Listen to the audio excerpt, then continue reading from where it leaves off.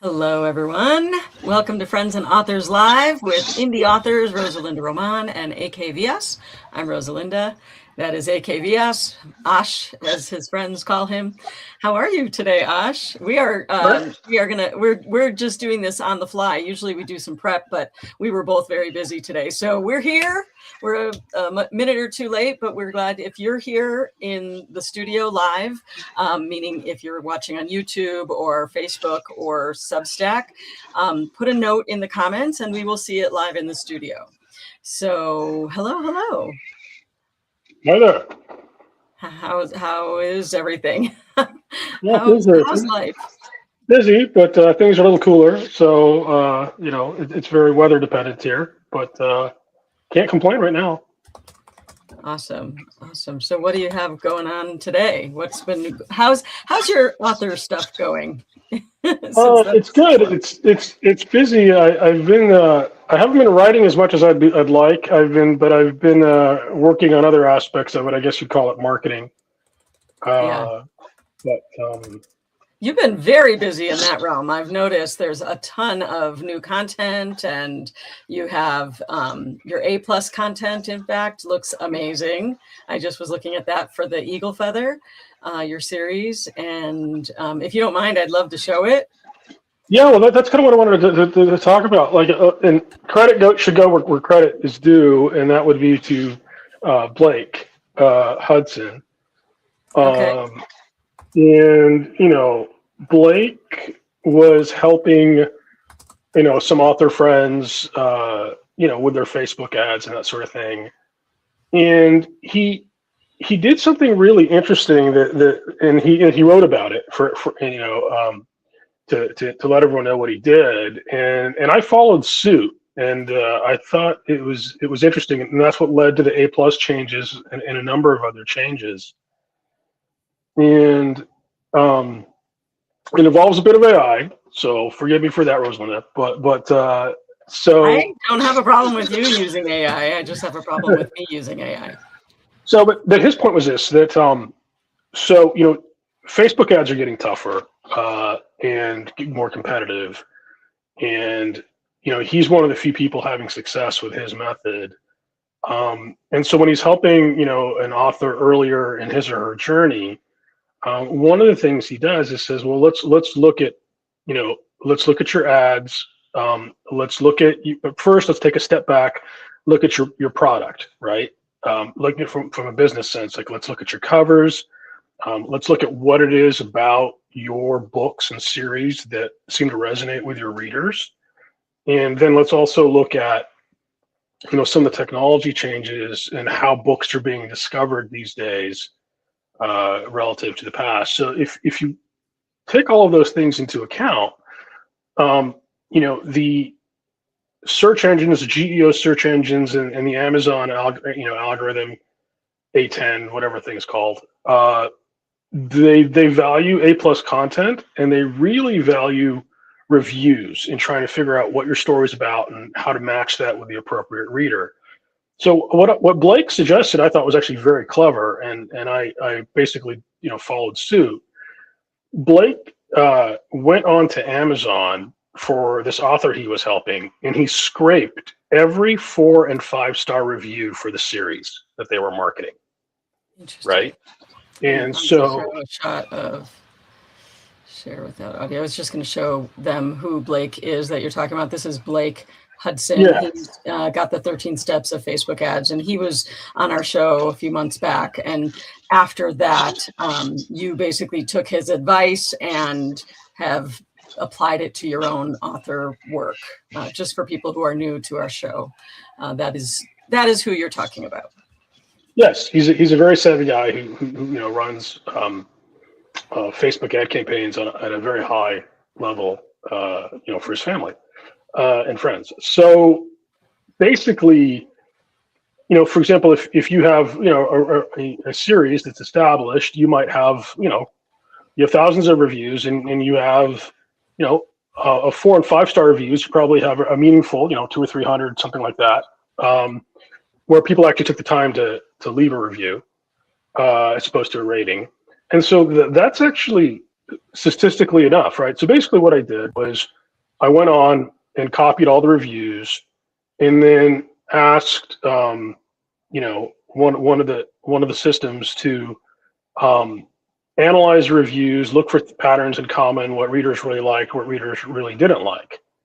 And, there were a few interesting things there, but for the most part, it was reasonably spot on. But taking those reviews, the next step was, okay, looking at the A+ content and using some of this feedback for like what moves people, what people really liked, what stirs emotion in people about your books, and just kind of show them, show on to the best that you can on your Amazon page, what your series are about, right? So there was a bit of an evolution. I'm showing you right now. This is Ash's Eagle Feather Saga, the book one, and this is what he's talking about is the stuff that you find below. So there's kind of the blurb and the stuff you see above the fold, if you will,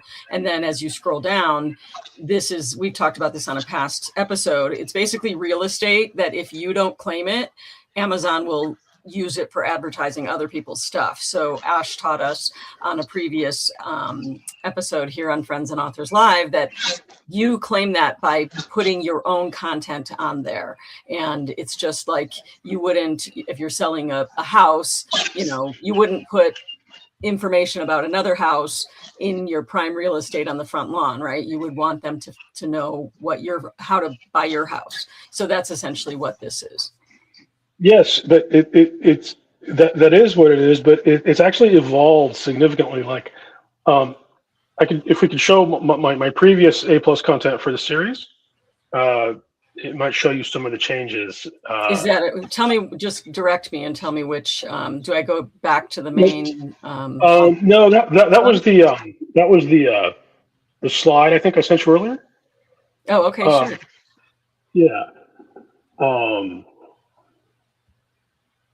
So this is what you're talking about. Yeah, exactly, right? So up until a week ago, for the past couple of years, this was my A+ content, right?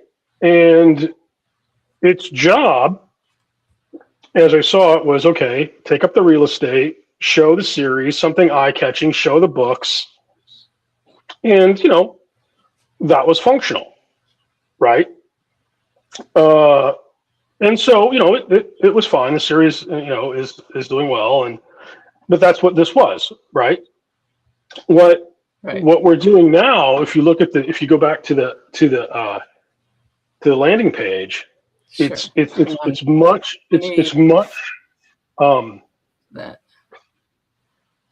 more different. It's much more different in that. Give me a second. All right, so let me slow down for a second because we've got some weird thing in StreamYard. They just added some hearts over and maybe you disappear. So just give me 1 second. Gotta love tech when it works, and when it doesn't, it can be maddening. Yeah, I don't know where this subscribe thing came from. So just stand by, please. There we go. Okay.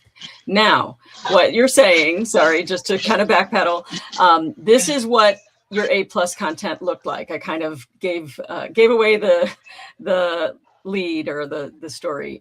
Basically, this is what it looked like before you did all of this analysis and really doubled down on making it work for GEO and for your specific series, and not just in other words, this is more static. If that's it was functional, right? I mean, it took up real estate. It mentioned the series, it mentioned the books, and it had the kind of the tagline and the subtitles of the series. But sure. the new content is much more in depth and much more strategic, and I can take you through it and show you what it's designed to do. Now we're going back to that. Okay. So one screen back. And again, this is the top, and then you scroll down, and this is where you find the A+ content. Okay. Yeah. So if you go to the top panel of the A+ content, right? So the idea is what we talked about, in the past, is if you have a series, or, ideally what you want to do is you will kind of want to create a theme park, right? Like, you go to Disney, then you go to Epcot, and so you want, viewers who, it's hard to get a viewer, a reader, and if you get a reader who, goes through your series, you want to show them the whole world. Like, you're basically, what we're targeting and you're trying to do is kind of build a world, right? So if you look at the top panel, right? So it shows, and this is for the eagle feather, it shows the eagle feather, right? And then in the bottom left, there's something personal about me, and that I wrote the original book for my son, right? Right. And then there's a bit of a tease, about some of the elements that are in it. There's nature and that sort of thing. An author picture, right? So people have an idea. There's a picture of me in Amazon, but another picture there. And then as you scroll down, now each of these panels are the largest panel you're allowed to have for Amazon, and you're only allowed to have 5 of these. So this has taken up massive amounts of real estate, which I'm fine with because it's my real estate, because it's my landing page. Right. Okay. So if they want to sneak something in on me, they're going to have to work hard, because below this is my interviews and reviews. So the second page is just, but the first page kind of is showing a bit of who I am. Yeah, and it's nice because in one, like, you literally see so much of who you are, what the book's about, why, like, this backstory is in there, why you wrote it, and then teasers for what they're going to get if they read it, just in one quick view. So that's really well done. Yeah, and then there's some text which kind of summarizes the books, but it's more the images than the text. And the next shot kind of shows the base kind of environment that the book, this is a story about a small forest tribe, and then it gets interesting, because if you go further down to the next plate, this is where you're really pushing the series, because it's a series, and each book takes place, in different areas. You have the forest lands, you have what are like the Scottish Highlands, where you're interacting with a certain tribe, and then the kind of the mountain Arctic area where there's another tribe, and then the last 2 books deal with even different tribes, right? So it's kind of like you're building a world. I don't know if it's quite Tolkien or Lion, the Witch, and the Wardrobe, but each different book it's not a different world, but it's a different part of this landmass, and it's a different tribe, and so it's basically world building, right? You're showing that the series has all these different tribes, all these different stories, and it's all linked, but it's not just one book, right? Yeah, that's cool. That's really well done too. It really does make you go, I wonder what that's about. Yeah. And then, one of the things that came out of scraping the ads was, people really love the wolves. The wolves are a big part, and they're, in a way, like, all the tribes have their strengths and weaknesses, and, they're competing and sometimes, having confrontations, and the edge that the core, the protagonist tribe, the Arok, is, they have the eagle feather, who's brilliant, and they have domesticated wolves, and the wolves do all sorts of things for them. Yeah. Right. So there's the eagle feather has grown, and this is another thing that came out of the ads. The first book is actually kind of from the kids' perspective, right, in the series, but the other books really aren't. Right. So a lot of people, some people are, well, this is good, but it's a kid's book, it's a kid's series. I'm like, well, it's really not. The first book is from the kid's perspective, so you build all that up. Now, obviously, I can't tell people that. Right, some people get it, some people don't. But I just wanted to show, that, what are some of the core aspects, right? And so, you have the danger of nature, you have the technology of domesticating dogs, and the last shot is basically what the series is about, which is about family, right? Like you have a boy and his dad there, the eagle feather and his father. So, That's cool.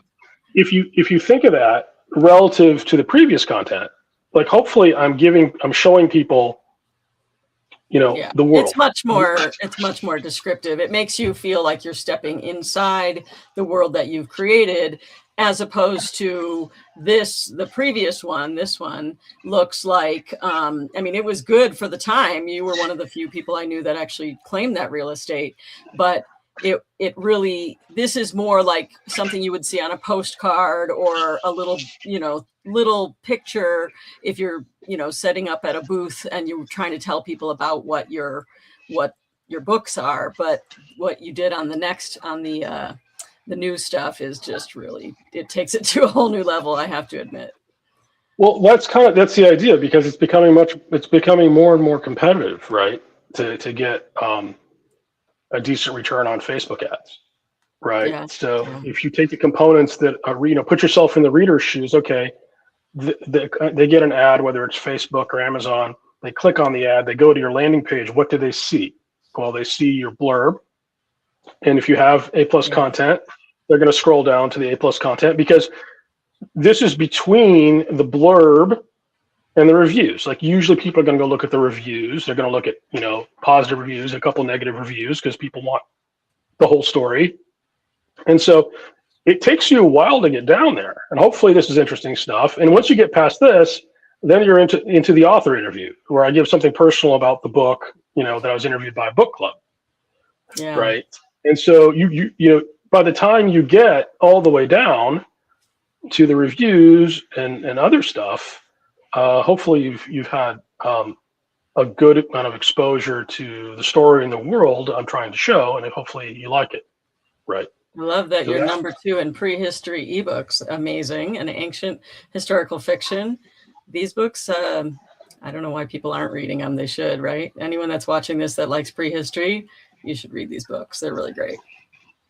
Yeah. So basically, yeah. So that's kind of been, a focus. I did it for this series. I did it for the Shannon Dumas series, and I customized that. I mean, that's more of a Western, so it's a different audience. Let's see if we can go there. That's this one. Yeah. So, that's just the series page, which is kind of, that's just the 3 books. Yeah, that's a different page. That's not the one. Yeah, but if you go into the Shannon book, or the individual book, it should. Yeah. There you go. If you go down, I mean, the format's the same. I found a format that I liked. I changed the colors a bit to reflect the genre and the books and stuff. But the format and the layout's the same. So this is kind of the same. Like the first page is a bit different, because this book wasn't written for my son, but people with Westerns, they like authenticity. And I was an Army brat who grew up in Texas reading, legendary Western authors, Lamore and Kelton, right? So, hopefully that resonates with Western readers. And then, it's kind of the same thing. If you scroll down, you see, the main character, Shannon Dumas, a guy who's born in, New Orleans, and because of the Civil War, he ends up losing everything and ends up a ranger on the Texas frontier, 2 different worlds, right? He's kind of straddling the whole series. And once again, if you go through the series, there's New Orleans, there's Comancheria, there's Dodge City, and then in Father King, he's chasing the love of his life, trying to find her. And she is moved back to Europe, and he's trying to track her down. And so he ends up in London, and actually ends up in Africa as well. Interesting. So there are different, locations as well. And then once again, like the main character, come to fruition. And then also the final panel is the journey. Like, once again, like he was raised by his grandparents. So it's kind of a common theme. Like you show a young Shane with his grandpa, who he references a ton in the book as, kind of his conscious, and but you get the concept. Like I'm trying to create another world, great. and show you this world as well, right? Yeah. And so I'll do that for all my series. I don't know if a ton of people are doing this. I think Blake had a really good idea, but it's getting so competitive with Facebook ads that every edge you can get, if you get a guy or a gal, actually to your landing page, you want to do as much as you can to try to convert them, or at least show them. And even if they get there and they don't buy it, that's fine too. But I just want to show them what it is, so they can make the decision. Right. Well, and it's cool for you that you have the tools to make that work. What you could have done when you first started A+ content and what you can do with it now is worlds apart, obviously. You can have a picture of Shannon, you can have a picture. So it's, it really does make you think, oh, okay, I know something about this series. I've been, as you're talking, because this is my first time seeing it, I'm thinking about how can I apply that to myself? How can I, what can I do to make the content fit me and, my books and my motif. And I'm already brainstorming. The wheels are turning now, Ash. Yeah, well, that's the idea. But because, if you look at your series, the first page you could replicate pretty easily, right? For adjusted obviously for you and the specifics of you, and then for your first series, there's endearing things about Kat, and of course, across the the 5 books so far, there's different places, there's different experiences, there's different each place. stories. There's the swamp, there's Valdosta, there's the big city of exactly, and that's kind of like touching on something that people, for the most part, they don't want an individual book. They want a series. Like like a lot of the comments that I get, people who haven't bought the series are like, "Oh, let me know when it's full." Or when it's complete, because I want, because the whole, George R.R. Martin with the Game of Thrones, where he's been promising the 6th book for, ever, and it isn't there. Like people are frustrated with that. So, like you have a vibrant series with different locations and stuff, and then the last thing you can maybe show is kind of what I did, is kind of the evolution of the character, like where Kat came from, what her roots were, where she is now and where she ends up. Like, so you don't need to have as many books and reviews. It helps if you have the reviews, because it kind of gives you an idea. But even if you don't have the reviews, kind of presenting the world that you're building in that manner. I love it. We have Nathan's here in the house, and he said, I really like that when he was looking at your content. That was really, he's impressed by that. And also he says the wolves remind him of Nala, because one of my characters is based on my German Shepherd. And he said that in this shot, let's show it again, because it's such a beautiful shot of this. Let me share that. Hang on. It's so beautiful. I just want to kind of keep showing it. Share screen, and going back to the eagle feather. This is Shannon. We'll go back to where we were, and he was referring to this shot of what's the white dog's name? I forget. Not dog, wolf. Cloud. Yeah, Cloud. This one. And what's this one's name? Goose. Goose. Wow. Cloud and Goose. Yeah. They're great. So that's one thing. The other thing I wanted to give a quick update on is the draft to digital and the Ingram Spark. The draft to digital for libraries. If you have ebooks out, there's really no excuse I can think of not to sign up for Draft to Digital and get your books out into the libraries. It doesn't cost you anything except just uploading them. Yeah. And there's How's that been going? It's going well. It's going well, and partially it's because, I mean, hopefully they're decent books, but partially it's because some of the trad publishers are being really obnoxious, and it gives indies an opportunity. I love an opportunity. So, obviously, like if you sell your ebook for $5 or $6, if you sell it to a library, multiple people can use it for a long time, and you're only getting paid on it once. So you can raise your prices. In fact, they expect you to, right? So instead of offering the ebook for $5, people I know are offering them for $25 or $50 to the library, right? And that seems like a lot, except that they can use that book for years. Right. People check it out. I mean, there are different ways to pay you. Some people will pay you like $1 per time, but usually they buy it once and they own it.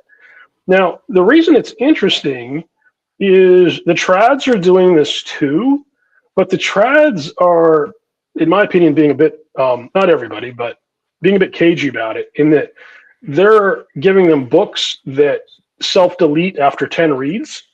Or something like some arbitrary number like that. So if you pay if you're a library and you buy, the Eagle Feather for $50, you have it forever. If you buy, depending on the trad, a trad book for the same price, after 10 people have checked it out, it deletes itself, and you have to buy another one, right? So that's what the trad publishers have been doing, and so by not doing that, I don't want to make a blanket statement that they're all doing that, but some of them have been doing that, yeah. So, which if you're a small library with a small budget, like that's really, and even just the management of that is difficult, I would think.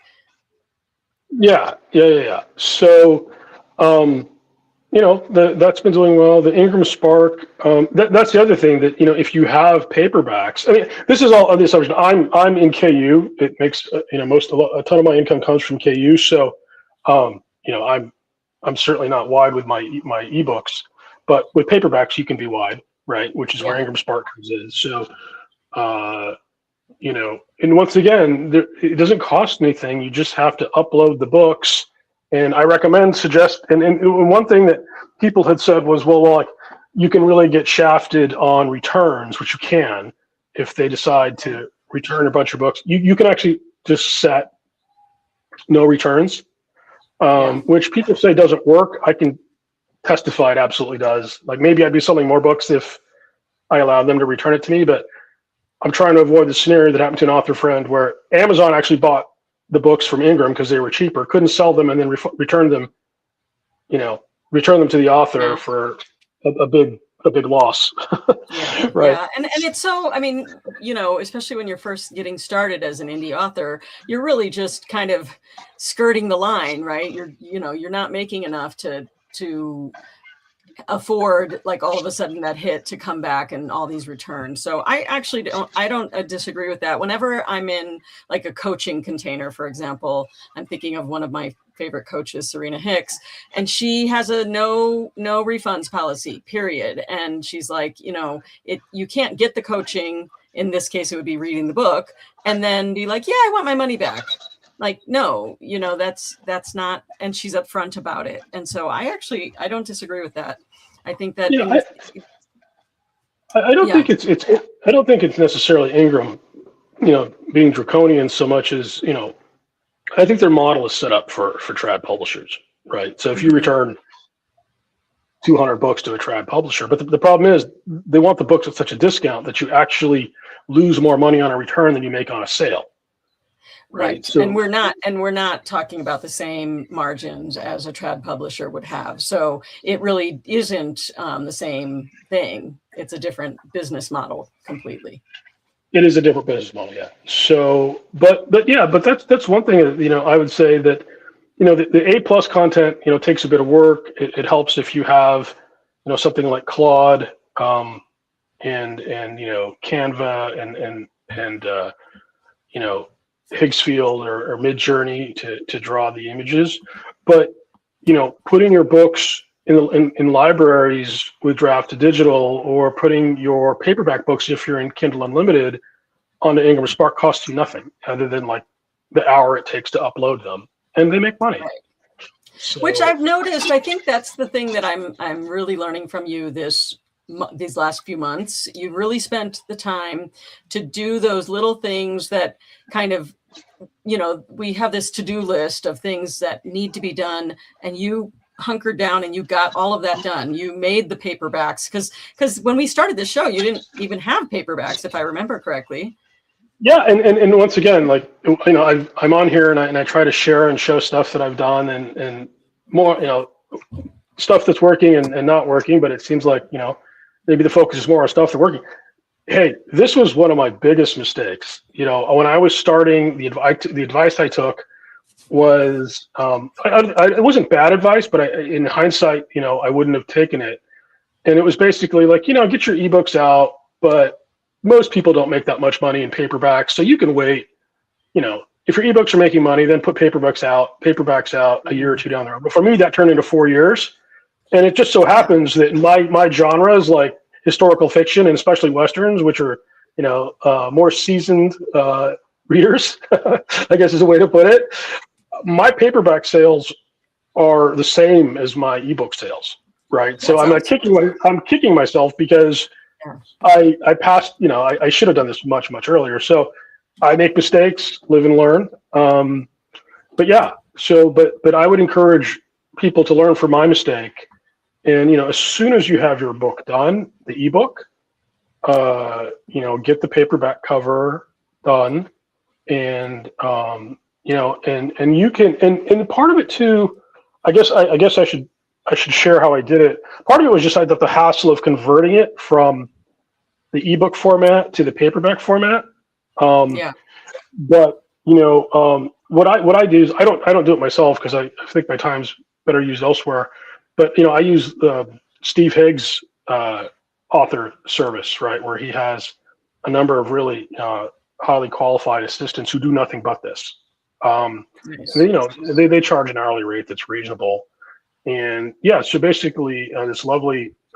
How does someone find out about that? Because if that's a service that, is that for friends, or does he actually have that as? It's actually a service available to anybody. I think Craig Martell had a post about it a couple months back in SLA, and you just have to contact them, and they offer they offer almost a full spectrum.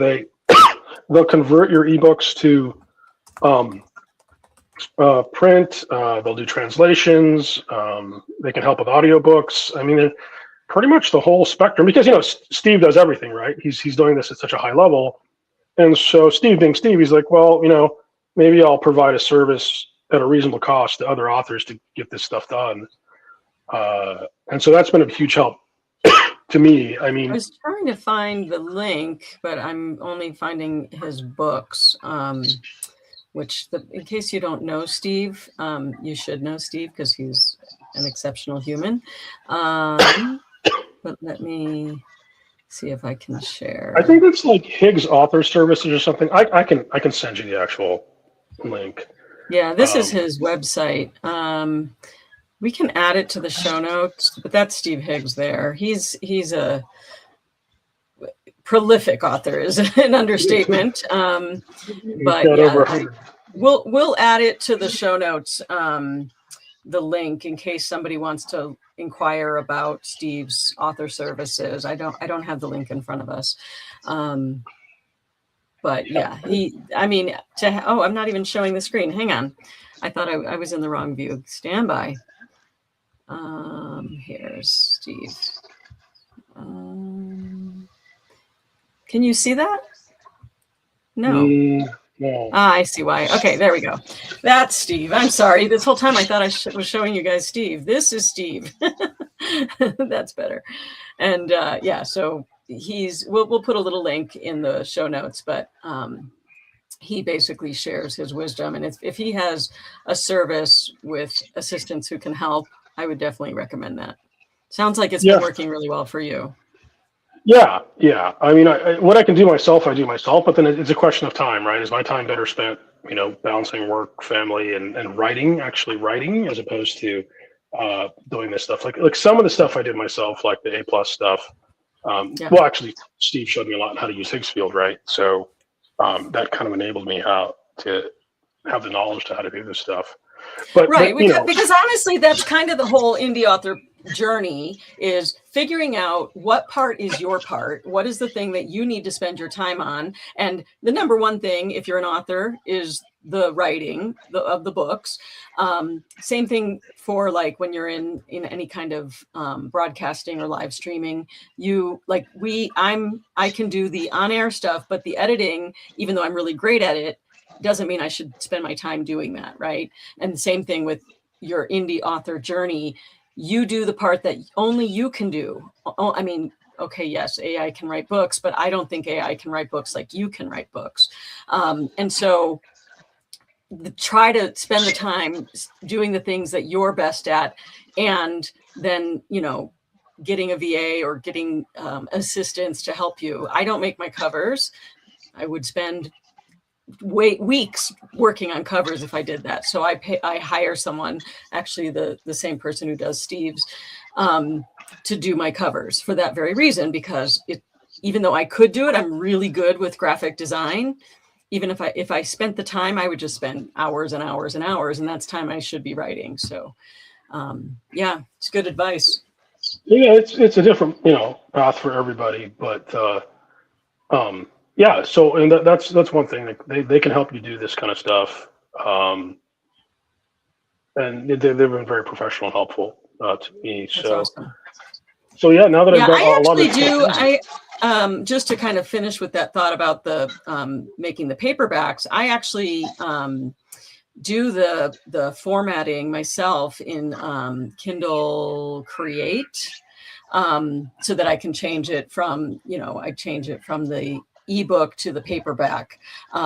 When I first started, I had someone else do that for me, but then I realized it was like the communication for me to the person doing it, and they are on a Mac and I'm on a PC, and it ended up being there was some weird stuff that didn't work for me. So hiring someone doesn't always work, and I finally realized, what, I can spend the time and get it done faster. So that's one of those cases where I did get help, and then I decided I took it back because it was just faster for me to do it. So in other words, you can do it yourself. Ash has someone who's helping him do that, which is awesome, because you wouldn't be able to spend all that time doing all the A+ content and all the video ads and all the things that you are doing, that you're getting quite good at, apparently.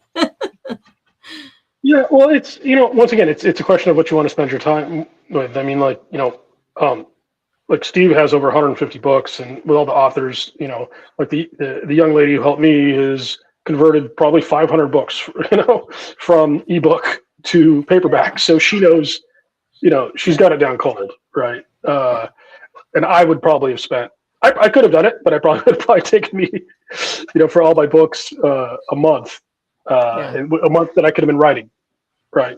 So exactly. That's awesome.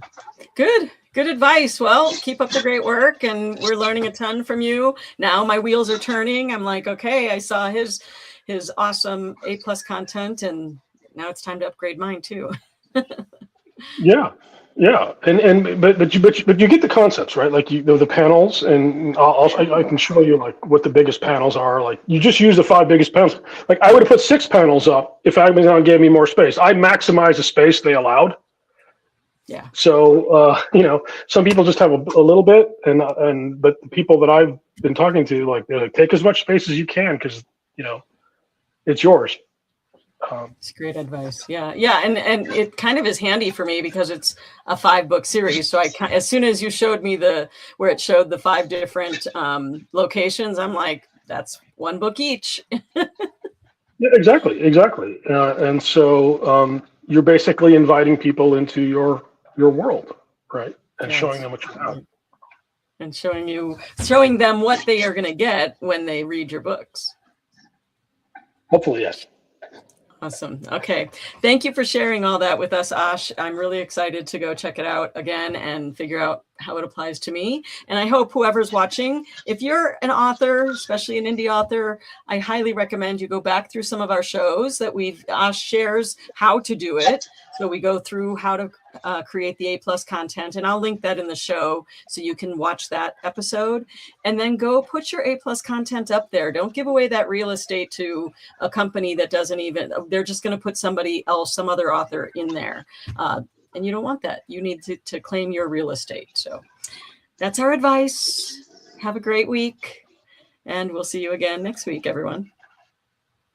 Bye. Everyone.